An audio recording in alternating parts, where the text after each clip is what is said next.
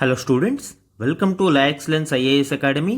ఈరోజు మనం ఏప్రిల్ 1 నాటి ఈనాడు న్యూస్ పేపర్లోని ఇంపార్టెంట్ కరెంట్ అఫైర్స్ గురించి డిస్కస్ చేద్దామండి. బిఫోర్ దట్ మనము ప్రీవియస్ క్లాస్లోని క్వశ్చన్ ఆఫ్ ద డే గురించి చూద్దాము. గ్లోబల్ జెండర్ గ్యాప్ రిపోర్ట్ 2024కు సంబంధించి ఈ క్రింది ప్రకటనలను పరిగణించండి. లాస్ట్ క్లాస్లో ఈ గ్లోబల్ జెండర్ గ్యాప్ రిపోర్ట్ గురించి మనం డిస్కస్ చేయడం జరిగింది. ఆ కంటెక్స్లో ఇక్కడ 3 స్టేట్మెంట్స్ని ఇవ్వడం జరిగింది అండి. స్టేట్మెంట్ 1, దీనిని యుఎన్ ఉమెన్ సంస్థ విడుదల చేసింది. యాక్చువల్గా ఈ స్టేట్మెంట్ రాంగ్ అండి. మనకి దీనిని వరల్డ్ ఎకనామిక్ ఫోరం రిలీజ్ చేస్తుంది కాబట్టి statement 1 wrong. We can eliminate 2 options. ఇక్కడ స్టేట్మెంట్ 1 రాంగ్ కాబట్టి. అండ్ సెకండ్ వన్ చూడండి, ఇది లింగ సమానత్వాన్ని కొలవడానికి రూపొందించబడిన వార్షిక సూచిక జెండర్ ఈక్వాలిటీ గురించి ఈ నివేదిక తెలియజేస్తుంది కాబట్టి second statement correct. And third one, ఈ నివేదికలో భారతదేశం 146 దేశాలలో 129వ స్థానంలో ఉంది. ఎస్, కరెక్ట్ అండి. రీసెంట్ స్టాండింగ్స్లో 2024 రిపోర్ట్ ప్రకారం భారతదేశం 129వ స్థానంలో ఉంది. So answer C is the correct answer అండి. మనకి ఇక్కడ ఈరోజు important topics to be covered మనం చూస్తే ఫస్ట్ వన్, సెమీకాన్ ఇండియా అవకాశాల అక్షయ పాత్ర. ఈ ఆర్టికల్లో ముఖ్యంగా సెమీ కండక్టర్స్ గురించి మరియు భారతదేశం ఈ సెమీ కండక్టర్ ఇండస్ట్రీని బలోపేతం చేయడం కోసం తీసుకుంటున్న చర్యల గురించి, అలానే దానిలో ఎదురవుతున్న ఛాలెంజెస్ గురించి ఇక్కడ డిస్కస్ చేయడం జరిగింది అండి. ఇది మనకి సైన్స్ అండ్ టెక్నాలజీలో ఇంపార్టెంట్. అండ్ సెకండ్ వన్, పంటల్లోంచి ఒంట్లోకి రసాయనాలు. ఈ ఆర్టికల్ ముఖ్యంగా బయో ఆగ్మెంటేషన్ ఆఫ్ కెమికల్స్ ఏ విధంగా జరుగుతుంది, అలానే వ్యవసాయంలో మోతాదుకు మించి వాడుతున్న రసాయనాల యొక్క దుష్ఫలితాల గురించి ఈ ఆర్టికల్లో డిస్కస్ చేయడం జరిగిందండి. ఇది ఎకానమీలో ఎస్పెషల్లీ అగ్రికల్చర్ టాపిక్లో ఇంపార్టెంట్. అలానే థర్డ్ వన్, ఆపరేషన్ బ్రహ్మ, మయన్మార్కు భారత్ అండా. రీసెంట్ ఎర్త్క్వేక్తో వెలువలాడుతున్న మయన్మార్కు భారతదేశం ఆపరేషన్ బ్రహ్మ అనే ఒక స్పెషల్ ఆపరేషన్తో రిలీఫ్ మెటీరియల్స్ మరియు సహాయాన్ని అందిస్తూ ఉంది. దీనికి సంబంధించిన డీటెయిల్స్ మనము ఇంటర్నేషనల్ రిలేషన్స్ కంటెక్స్లో డిస్కస్ చేద్దామండి.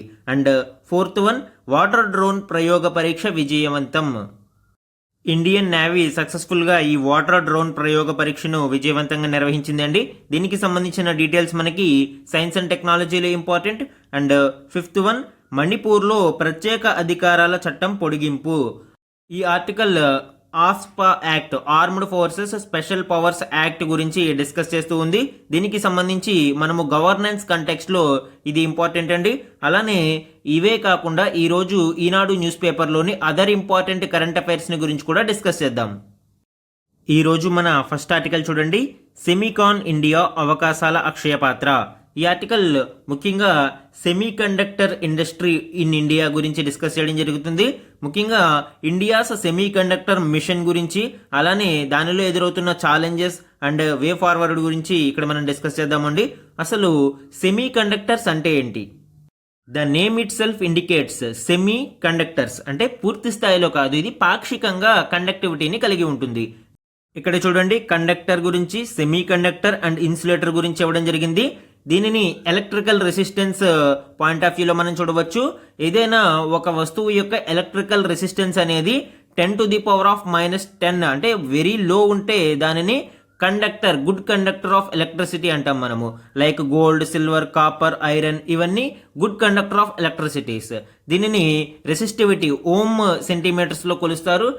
అలానే ఏదైనా వస్తువు యొక్క రెసిస్టివిటీ అనేది ఎక్కువ ఉంటే, లైక్ 10⁻18 ఓమ్ సెంటీమీటర్స్ ఉంటే దానిని ఇన్సులేటర్ అంటారు. Like glass, rubber, oil, plastic. So ఇలాంటి వాటి నుంచి విద్యుత్ అనేది ప్రవహించదు. అయితే ఈ రెండిటికి మధ్యస్థంగా ఉండే దానినే మనము సెమీ కండక్టర్ అని పిలుస్తాము. ఈ సెమీ కండక్టర్ వలన అనేక లాభాలు ఉంటాయి. మనకి ఈ సెమీ కండక్టర్స్కి బెస్ట్ ఎగ్జాంపుల్స్గా సిలికాన్, గాలియం, సెలీనియం, సో ఇలాంటి వాటిని మనం చెప్పుకోవచ్చు. ఇందులో మళ్ళీ ఇంట్రిన్సిక్, ఎక్స్ట్రిన్సిక్ అని 2 రకాలుగా ఉంటాయి, అంటే ప్యూర్ ఫామ్, ఇంప్యూర్ ఫామ్.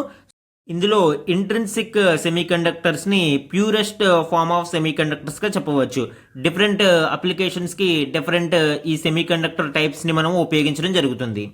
అయితే why these semiconductors are important అనేది మనం చూస్తే, మనం వాడే ప్రతి ఎలక్ట్రానిక్ పరికరంలోనూ కూడా ఈ సెమీ కండక్టర్స్ అనేవి ఇంపార్టెంట్ అండి.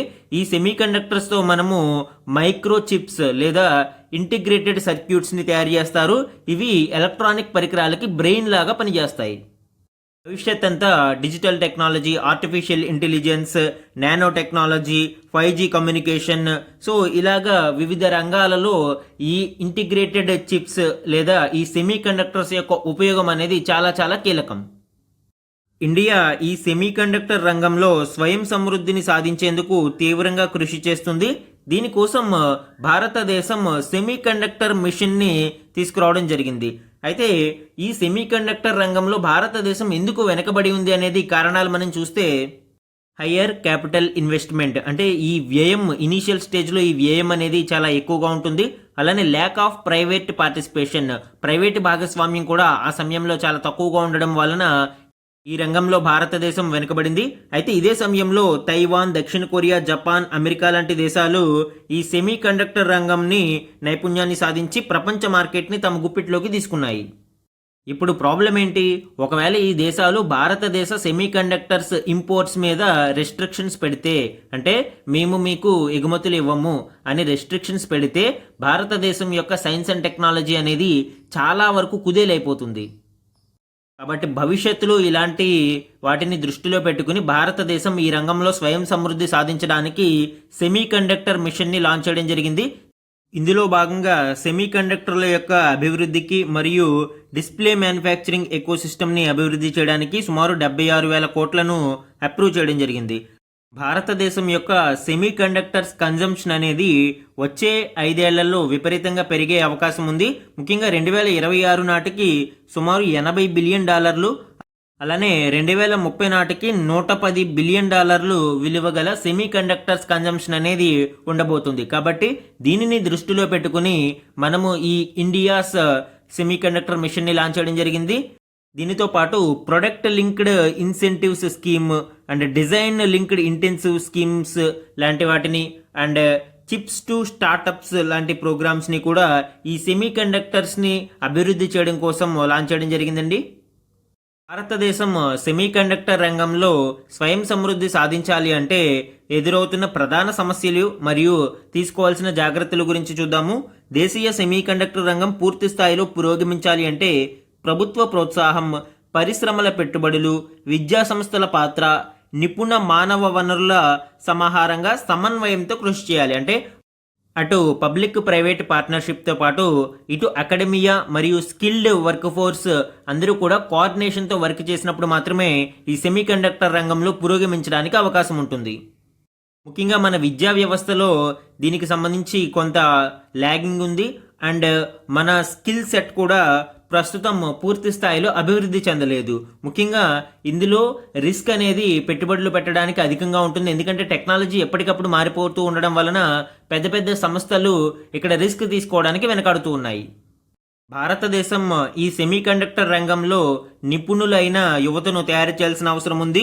దానికోసం సెమీ కండక్టర్ రంగానికి అవసరమయ్యే nano science, material science, electronics, fabrication లాంటి విభాగాలలో నిపుణులైన విద్యార్థులను తీర్చిదిద్దాల్సిన అవసరం ఉంది. అలానే ఈ రంగంలో రీసెర్చ్ అండ్ డెవలప్మెంట్కి అధిక ప్రాధాన్యతనిస్తూ పబ్లిక్ ప్రైవేట్ పార్ట్నర్షిప్ని ప్రోత్సహించినప్పుడు భారతదేశం సెమీ కండక్టర్ రంగంలో స్వయం సమృద్ధిని సాధించగలుగుతుంది. మన నెక్స్ట్ ఆర్టికల్ చూడండి, పంటల్లోంచి ఒంట్లోకి రసాయనాలు.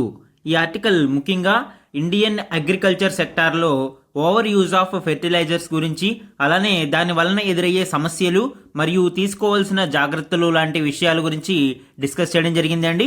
ఇది మనకి ఇండియన్ ఎకానమీ టాపిక్లో అగ్రికల్చర్ కంటెక్స్లో ఇంపార్టెంట్. ఏదైనా పంట మనకి చక్కగా పెరగాలి అంటే నేలకు సూక్ష్మ మరియు స్థూల పోషకాలు అవసరం. మైక్రో అండ్ మ్యాక్రో న్యూట్రియంట్స్ అంటాము. ఇవి మనకి ఇదివరకు సేంద్రియ ఎరువుల ద్వారా మొక్కలకు లభించేవి. అయితే క్రమేపీ మనకి వ్యవసాయంలో రసాయన ఎరువులు మరియు క్రిమిసంహారక మందుల వాడకం పెరిగిపోతూ ఉండడంతో ఇటు ఆహార సమృద్ధి సాధించినా కూడా మనకి ప్రజలు ఎక్కువగా జబ్బులకి గురవుతూ ఉన్నారు. దీనికి కారణం ఏంటండి? ఈ పొల్యూటెంట్స్ ఒక ట్రాఫిక్ లెవెల్ నుంచి ఇంకొక ట్రాఫిక్ లెవెల్కి చేరుకుని చివరికి మనుషుల యొక్క శరీరాల్లోకి చేరుతున్నాయండి. ఇక్కడ మనము కొన్ని స్టాటిస్టిక్స్ని చూస్తే మన దేశంలో ఏ విధంగా ఈ రసాయన ఎరువుల వాడకం పెరిగిందో అనేది చూడవచ్చు. 2023-24లో దేశవ్యాప్తంగా 64.84 మిలియన్ మెట్రిక్ టన్నుల రసాయన ఎరువులను పొలాల్లో గుమ్మరించారు. అంతకు ముందు ఏడాదితో పోలిస్తే ఇది 1.6% ఎక్కువ. అండ్ అన్ఫార్చునేట్లీ మనకి నేషనల్ యావరేజ్ కంటే కూడా ఏపీ మరియు తెలంగాణ రాష్ట్రాలలో ఈ రసాయన ఎరువుల వాడకం అనేది డబుల్ ద నెంబర్ అనేది చూడవచ్చు. దీనివలన ఇటు మనుషుల యొక్క ఆరోగ్యం పాడవడంతో పాటు అటు భూసారం కూడా తగ్గిపోతుంది. అధిక దిగుబడి రావాలనే ఉద్దేశంతో రైతులు తమ పొలాలలో ఈ రసాయన ఎరువులు ఎక్కువగా వినియోగిస్తూ ఉండడం చూడవచ్చు. దీనివలన ఈ పంటల మీద చేసే పెట్టుబడి ఖర్చు కూడా పెరిగిపోతూ ఉంది. జనరల్గా ఎన్పీకే రేషియో, నైట్రోజన్, ఫాస్ఫరస్ మరియు పొటాషియం రేషియో 4:2:1 రేషియోలో ఉండాలి. అయితే నిరుడు ఖరీఫ్లో మనము దేశీయంగా చూసినప్పుడు 9.8:3.7:1గా ఉంది. అంటే ఆల్మోస్ట్ డబుల్ ద నెంబర్ ఇక్కడ చూడవచ్చు. అలానే రాష్ట్రాల వారీగా చూసినప్పుడు పంజాబ్ తర్వాత ఆంధ్రప్రదేశ్ మరియు తెలంగాణలలోనే రసాయన ఎరువుల గుమ్మరింత ఎక్కువగా ఉంది అని, దాన్ని తగ్గించాలని కూడా ఇటీవల కేంద్రం సూచించింది. అయితే ఈ పరిస్థితులలో మార్పు రావడం లేదు. ముఖ్యంగా భూసార పరీక్షలతో సంబంధం లేకుండా రైతులు విచ్చలవిడిగా ఈ యూరియా లాంటి వాటిని చల్లడం వలన అటు భూసారం కూడా దెబ్బతింటుంది మరియు క్యాన్సర్ లాంటి అనేక మహమ్మారులతో మనుషులు ఇబ్బంది పడాల్సి వస్తుంది. అయితే దీని నుంచి బయటపడడానికి గవర్నమెంట్ తీసుకోవాల్సిన చర్యలేంటి? మనకి సేంద్రియ వ్యవసాయాన్ని ప్రోత్సహించడం మరియు సహజ వ్యవసాయ పద్ధతులను ప్రోత్సహించడానికి ఇటీవల కేంద్ర ప్రభుత్వం అనేక పథకాలను తీసుకురావడం జరిగింది. లైక్ పరంపరాగత్ కృషి వికాస్ యోజన లాంటి పథకము మరియు జీరో బడ్జెట్ న్యాచురల్ ఫార్మింగ్ కోసం national mission on natural farming, అలానే భారతీయ ప్రాకృతిక కృషి పద్ధతి లాంటి స్కీమ్స్ని లాంచ్ చేయడం జరిగిందండి. అలానే యూరియా యొక్క ఓవర్ యూసేజ్ని తగ్గించడం కోసం నానో యూరియాని డెవలప్ చేయడం జరిగింది. ఈ నానో యూరియా ఉపయోగం ఏంటండి? సమపాళ్లలో నత్రజనిని అందించడానికి ఈ నానో యూరియా ఉపయోగపడుతుంది. దీనివలన ఈ ఓవర్ యూసేజ్ అనే ప్రాబ్లం తగ్గుతుంది. సో ఈ విధంగా అటు ఈ రసాయన ఎరువుల వాడకాన్ని తగు మోతాదుకి పరిమితం చేయడము, ఇటు సేంద్రియ వ్యవసాయం, ప్రకృతి వ్యవసాయం లాంటి పద్ధతులను ప్రోత్సహించడం ద్వారా మనము ఈ ఉపద్రవం నుంచి బయటపడవచ్చు. మన నెక్స్ట్ ఆర్టికల్ చూడండి. ఆపరేషన్ బ్రహ్మ, మయన్మార్కు భారత్ అండా. ఇటీవల భూకంపాలకి కుదేలైన మన పొరుగు దేశం మయన్మార్కి భారతదేశం ఆపరేషన్ బ్రహ్మ పేరుతో సహాయ సహకారాలను అందిస్తూ ఉంది. దానికి సంబంధించిన డీటెయిల్స్ ఇక్కడ చూద్దాం. భూకంపాలతో కుదేలైన మయన్మార్కు భారత్ అండగా నిలుస్తుంది. ఆపరేషన్ బ్రహ్మ పేరుతో శనివారం ఉదయం సైనిక రవాణా విమానం 15 టన్నుల సహాయ సామాగ్రిని ఆ దేశానికి చేరవేసింది. ఐఎన్ఎస్ సాత్పురా, ఐఎన్ఎస్ సావిత్రి నౌకల ద్వారా ఈ సామాగ్రి మయన్మార్లోని యాంగూన్ పోర్టుకు చేరుకుంటుంది అని విదేశీ వ్యవహారాల మంత్రి తెలిపారు. అలానే మయన్మార్లో భూకంప బాధితుల సహాయార్థం 118 మంది సిబ్బందితో తాత్కాలిక ఆసుపత్రి ఏర్పాటు చేస్తామని వెల్లడించారు. ఎన్డీఆర్ఎఫ్కు చెందిన 80 మంది సిబ్బంది 2 ఐఏఎఫ్ విమానాలలో నేపిడా చేరుకున్నారు. అలానే ప్రపంచంలోని అనేక దేశాలు మయన్మార్కు తమ సహాయాన్ని ప్రకటిస్తున్నాయి. రష్యా, చైనా దేశాలు కూడా సహాయ సిబ్బందిని, అత్యవసర సరుకులను మయన్మార్కు చేరవేస్తున్నాయి. దక్షిణ కొరియా 20 లక్షల అమెరికన్ డాలర్ల మానవతా సాయాన్ని ప్రకటించింది. అలానే సహాయ పనుల కోసం ఐక్యరాజ్య సమితి 50 లక్షల డాలర్లను కేటాయించింది. సిమిలర్ టు ఆపరేషన్ బ్రహ్మ మనము సమ్ అదర్ ఇంపార్టెంట్ ఇండియన్ ఆపరేషన్స్ని చూడవచ్చు అండి. ఆపరేషన్ కావేరీ అనేది సూడాన్లో చిక్కుకుపోయిన భారతీయులను తీసుకురావడం కోసం, అక్కడ కాన్ఫ్లిక్ట్ జోన్ నుంచి బయటకు తీసుకురావడం కోసం ఈ ఆపరేషన్ కావేరీని 2023లో చేపట్టడం జరిగింది. అలానే ఆపరేషన్ అజయ్ అనేది ఇజ్రాయెల్ పాలస్తీనన్ కాన్ఫ్లిక్ట్లో చిక్కుకుపోయిన భారతీయులను తీసుకురావడం కోసం 2023లో ఈ ఆపరేషన్ అజయ్ని చేపట్టారు. అండ్ ఆపరేషన్ గంగా అనేది రష్యా ఉక్రెయిన్ వార్లో చిక్కుకుపోయిన భారతీయ విద్యార్థులను, పౌరులను వెనక్కి తీసుకురావడం కోసం 2022లో దీనిని చేపట్టడం జరిగింది. అలానే ఆపరేషన్ దోస్త్ అనేది 2023లో తుర్కియాలో సంభవించిన భూకంపం నుంచి అండ్ అక్కడ బాధితులకు సహాయం అందించడం కోసం ఇండియన్ ఆర్మీ ఈ ఆపరేషన్ దోస్త్ అనే దానిని చేపట్టారు. అండ్ ఆపరేషన్ దేవీ శక్తి అనేది తాలిబాన్ టేక్ ఓవర్ ఆఫ్ఘనిస్తాన్లో జరిగినప్పుడు అక్కడి నుంచి భారతీయులను రెస్క్యూ చేయడం కోసం, ఎవాక్యుయేట్ చేయడం కోసం ఈ ఆపరేషన్ దేవీ శక్తిని 2021లో లాంచ్ చేశారు. ఈ విధంగా రీసెంట్ ఇంపార్టెంట్ ఇండియన్ మిలిటరీ ఆపరేషన్స్ని ఇక్కడ చూడవచ్చు. మన నెక్స్ట్ ఆర్టికల్ చూడండి. వాటర్ డ్రోన్ ప్రయోగ పరీక్ష విజయవంతం. జనరల్గా డ్రోన్ అంటే ఏంటండి? అన్మాన్డ్ ఏరియల్ వెహికల్, అంటే మనిషి యొక్క అవసరం లేకుండా గగనతలంలో ప్రయాణించే వాహనాన్ని మనము డ్రోన్ అని పిలుస్తాము. అయితే వాటర్ డ్రోన్ కాన్సెప్ట్ ఏంటి? సిమిలర్ కాన్సెప్ట్, గగనతలంలో కాకుండా అండర్ వాటర్ ప్రయోగించే దానిని మనము వాటర్ డ్రోన్ అని పిలుస్తాము. ఇలాంటి వాటర్ డ్రోన్ ప్రయోగ పరీక్షను డిఆర్డిఓ సక్సెస్ఫుల్గా పరీక్షించడం జరిగింది. దీనికి సంబంధించిన డీటెయిల్స్ చూద్దాము. భారత అమ్ముల పొదిలో మరో అస్త్రం వచ్చి చేరింది. శత్రు దేశాల యుద్ధ నౌకలపై నిఘా పెట్టేందుకు రూపొందించిన వాటర్ డ్రోన్ను డిఆర్డిఓ విజయవంతంగా పరీక్షించింది. ఈ పరీక్షలో వెహికల్ సోనార్లు, అలానే కమ్యూనికేషన్ వ్యవస్థలు మెరుగ్గా పనిచేసినట్లు పేర్కొంది. భూతల, సముద్ర జలాల్లో పనిచేసే ఈ డ్రోన్ శత్రు దేశాల యుద్ధ నౌకలపై నిఘా పెట్టేందుకు వీలుంటుందని చెప్పింది. దీని స్పెసిఫికేషన్స్ చూస్తే 6 టన్నుల బరువు ఉండే ఈ వాటర్ డ్రోన్ పొడవు 9.75 మీటర్లు అని తెలిపింది. అలానే దీని మ్యాక్సిమం స్పీడ్ గరిష్టంగా గంటకు 14 కిలోమీటర్ల వేగంతో ప్రయాణించగలదు అని, అలానే 300 మీటర్ల లోతు వరకు వెళ్ళగలదు అని ఇక్కడ డిఆర్డిఓ పేర్కొనడం చూడవచ్చు. మన నెక్స్ట్ ఆర్టికల్ చూడండి. మణిపూర్లో ప్రత్యేక అధికారాల చట్టం పొడిగింపు, అరుణాచల్, నాగాలాండ్లలో పాక్షికంగా. ఈ armed forces special powers act, AFSPA act అని పిలుస్తామండి. దీనికి సంబంధించిన ఇంపార్టెంట్ డీటెయిల్స్ ఇక్కడ చూద్దాము. భద్రతా దళాలకు ప్రత్యేక అధికారాలను ఇచ్చే సాయుధ బలగాల ప్రత్యేక అధికారాల చట్టాన్ని, ఆస్పాని మణిపూర్, నాగాలాండ్, అరుణాచల్ ప్రదేశ్లలో 6 నెలల పాటు పొడిగిస్తున్నట్లు కేంద్ర హోంశాఖ ఆదివారం ప్రకటించింది. 13 పోలీస్ స్టేషన్ల పరిధిని మినహాయించి మణిపూర్లో ఈ చట్టం పూర్తిగా అమలు కానుంది. అలానే నాగాలాండ్లోని 8 జిల్లాలలో పూర్తిగా, ఇతర జిల్లాలలో 21 పోలీస్ స్టేషన్లు ఈ ఆస్పా పరిధిలో ఉండనున్నాయి. అరుణాచల్ ప్రదేశ్లో 3 జిల్లాలు పూర్తిగా, మరో 3 జిల్లాలలో 3 పోలీస్ స్టేషన్లు ఈ ఆస్పా జాబితాలో ఉన్నాయి. అయితే ఎందుకు కొన్ని ప్రాంతాలని ఈ ఆస్పా పరిధిలోకి తీసుకువస్తారు అంటే, డిస్టర్బ్డ్ ఏరియాస్ అని ఏవైతే భావిస్తారో అలాంటి వాటిని ఈ ఆస్పా పరిధిలోకి తీసుకురావడం జరుగుతుంది. ఈ armed forces special powers act అనేది 1958లో దీనిని ఎనాక్ట్ చేయడం జరిగింది. దీనిని కేంద్ర ప్రభుత్వం లేదా రాష్ట్ర గవర్నర్ ఆ డిస్టర్బ్డ్ ఏరియాలలో ఇంపోజ్ చేసే అధికారం ఉంటుంది. అలానే రాష్ట్ర ప్రభుత్వాన్ని సంప్రదించాల్సిన అవసరం ఉండదండి. No formal consultation with the state. అయితే రాష్ట్ర ప్రభుత్వానికి తెలియచేయవచ్చు, కానీ మ్యాండేటరీ కాదు. అలానే స్పెషల్ పవర్స్ అనేవి ఈ ఆర్మ్డ్ ఫోర్సెస్కి, ఈ ఆర్మీ అధికారులకి, వాళ్ళకి కేటాయించబడతాయి. అంటే వాళ్ళు వితౌట్ ఎనీ వారెంట్ ఎవరినైనా అరెస్ట్ చేయవచ్చు, ఎవరి ఇంట్లోకైనా వెళ్ళి సోదా చేయవచ్చు, అలానే ఎవరినైనా కాల్చి చంపే అధికారం కూడా కలిగి ఉంటారు. దీని మీద ఎటువంటి కోర్ట్ ఆఫ్ లాలోనూ వెళ్ళడానికి అవకాశం ఉండదు. సో ఈ విధంగా కొన్ని స్పెషల్ పవర్స్ని ఆర్మ్డ్ ఫోర్సెస్కి కేటాయిస్తారు. అండ్ నెక్స్ట్ వన్ చూడండి. కిక్కిరుస్తున్న నగరాలు. ప్రపంచవ్యాప్తంగా నగరాలు ఆర్థిక అభివృద్ధికి ప్రధాన కేంద్రాలు అవుతున్నాయి.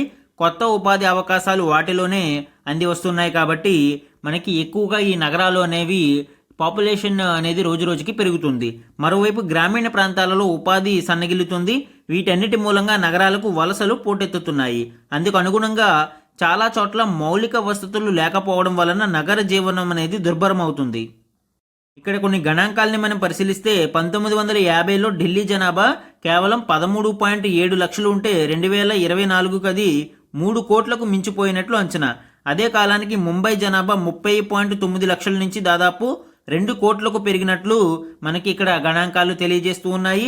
ప్యారిస్ జనాభా గడిచిన 7.5 దశాబ్దాలలో 62.8 లక్షల నుంచి 1.13 కోట్లకు, టోక్యో 1.12 కోట్ల నుంచి 3.70 కోట్లకు, ఢాకా జనాభా 3.35 లక్షల నుంచి 2.46 కోట్లకు, న్యూయార్క్ 1.23 కోట్ల నుంచి 1.91 కోట్లకు ఎగబాకింది. అంటే ఇక్కడ మనము నగర జనాభా చాలా అతి తక్కువ సమయంలో ఎంత తీవ్రంగా పెరిగింది అనేది ఇక్కడ గమనించవచ్చు అండి. అలానే 2035 నాటికి ఆయా నగరాలలో జనాభా ఎంతవరకు చేరవచ్చనే ఒక అంచనాది ఇక్కడ చూస్తే మనకి ఢిల్లీలో సుమారు 4.33 కోట్ల వరకు ఈ జనాభా పెరిగే అవకాశం ఉంది అని చూడవచ్చు. అలానే టోక్యో 3.60, ఢాకా 3.12 కోట్లు, ముంబై 2.73 కోట్లు, లాగోస్ 2.44 కోట్లు, న్యూయార్క్ 2.08 కోట్లు, ఇస్తాంబుల్ 1.79 కోట్లు, ప్యారిస్ 1.20 కోట్లు. అయితే మనకి ఈ పెరుగుతున్న జనాభాకి అందించగల మౌలిక వసతుల కల్పన అనేది జరుగుతుందా లేదా అనేది చూస్తే అది మాత్రం మనకి పూర్తి స్థాయిలో జరగట్లేదని తెలుస్తుంది. దీనివలన మనకి ప్రాబ్లం ఏంటండి, రిసోర్స్ యూటిలైజేషన్ అలానే ఇన్ఫ్రాస్ట్రక్చర్ యూటిలైజేషన్లో చాలా ప్రాబ్లమ్స్ ఎదురయ్యే అవకాశం ఉంది. లైక్ మెట్రో ట్రైన్స్ కావచ్చు, బస్సెస్ కావచ్చు, ఇవన్నీ ఓవర్ క్రౌడ్ అయిపోతూ ఉంటాయి. Deforestation, waste management issues and resource crunch ఇలాగా అనేక రకాల సమస్యలు ఉత్పన్నమయ్యే అవకాశం ఉంది. సమ్ ఇంపార్టెంట్ వన్ లైనర్స్ని చూడండి. India's Deepak Punia and Udit one silver medals in the Asian wrestling championship 2025. క్రీడలకు సంబంధించి ఏషియన్ రెజ్లింగ్ ఛాంపియన్షిప్లో ఇండియాకి చెందిన దీపక్ పునియా 92 కేజీల కేటగిరీలో అలానే ఉదిత్ 61 కేజీ కేటగిరీలో సిల్వర్ మెడల్స్ని విన్ అవ్వడం జరిగింది. ఫైనల్స్లో వీళ్ళు రెస్పెక్టివ్ బౌట్స్లో ఓడిపోవడం జరిగింది. Next one, DARPG department of administrative reforms and public grievances signed a master service agreement with digital India భాషిని to implement a multimodal, multilingual e-governance solution for CP GRAMS, Centralized Public Grievances Redressal and Monitoring System కి సంబంధించి ఈ digital India భాషనితో ఒప్పందం కుదుర్చుకోవడం ద్వారా ఇప్పుడు పౌరులు 22 regional లాంగ్వేజెస్లో, ప్రాంతీయ భాషలలో కూడా తమ గ్రీవెన్సెస్ని వ్యక్తపరచడం కోసం ఈ సిపి గ్రామ్స్లో వాళ్ళు గ్రీవెన్సెస్ని ఫైల్ చేయవచ్చు. దీనివలన మరింత సులభంగా సమస్యల పరిష్కారానికి అవకాశం ఏర్పడుతుంది. ఈ డిజిటల్ ఇండియా భాషని ద్వారా ఈ ట్రాన్స్లేటింగ్ సర్వీసెస్ అనేవి ఈ సిపి గ్రామ్స్కి అందించబడతాయి. ఈ డిజిటల్ ఇండియా భాషని అనేది artificial intelligent led translation services అండి. దీనిలో అనేక రంగాలకి ఉపయోగపడుతుంది. లైక్ రీసెర్చ్ అండ్ డెవలప్మెంట్ కావచ్చు, ఏఐ మోడల్స్ కావచ్చు, startup and industries, product and services, ఇలాగా అనేక విభాగాలకి ట్రాన్స్లేషన్ సర్వీసెస్ని అందించడానికి ఈ డిజిటల్ ఇండియా భాషని ప్లాట్ఫామ్ అనేది ఉపయోగపడుతుంది. అండ్ నెక్స్ట్ ఇంపార్టెంట్ వన్ చూడండి. A Japanese mathematician Masaki Kashiwara received 2025 Abel prize which aspires to be the equivalent of the Nobel prize in maths. మ్యాథ్స్లో Nobel ప్రైజ్కి సమానమైన అబెల్ ప్రైజ్ను జపనీస్ మ్యాథమెటిషియన్ అయిన మసాకి కషివరా 2025కు గాను సొంతం చేసుకోవడం ఇక్కడ చూడవచ్చు. The Norwegian Academy of Sciences and Letters announced the Abel Prize annually for outstanding achievements in mathematics. మ్యాథ్స్లో, గణితంలో విశేష కృషి చేసిన వారికి ప్రతి ఏటా ఈ అబెల్ ప్రైజ్ను బహుకరిస్తారు. ఈరోజు మన క్వశ్చన్ ఆఫ్ ద డే గురించి చూడండి. క్రింది జతలలో సరిగ్గా సరిపోలినవి ఏవి అంటే కరెక్ట్లీ మ్యాచ్డ్ పేర్స్ గురించి ఇక్కడ అడగడం జరిగింది అండి. ఇక్కడ 3 పేర్స్ని ఇవ్వడం జరిగింది. ఇటీవలి ఇండియన్ మిలిటరీ ఆపరేషన్స్కి సంబంధించి 3 ఆపరేషన్స్ ఇక్కడ ఇవ్వడం జరిగింది. దానిలో కరెక్ట్ ఆన్సర్ని ఐడెంటిఫై చేసి కామెంట్ సెక్షన్లో కామెంట్ చేయండి. ఇవి ఈరోజు ఈనాడు న్యూస్ పేపర్లోని ఇంపార్టెంట్ కరెంట్ అఫైర్స్ మీద డైలీ అనాలిసిస్ అండి. Thank you for watching.